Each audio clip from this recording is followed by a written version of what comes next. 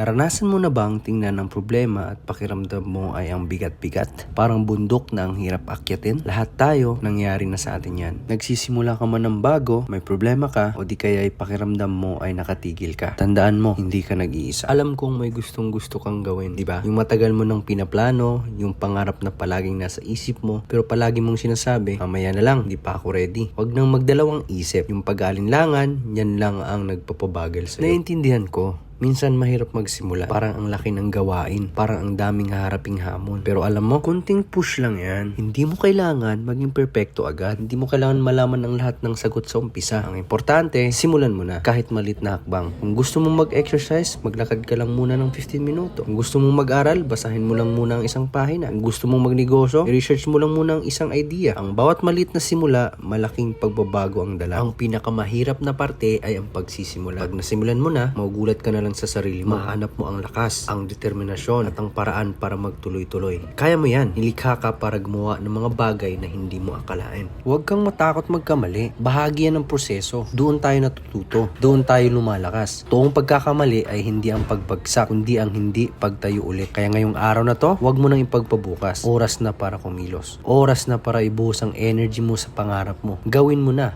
Ngayon na. Ang importante, umusad ka. Hindi man perfect, hindi man madali. Ang importante, sinimulan mo. Game na. Nasa likod mo ang Diyos na makapangyarihan sa lahat.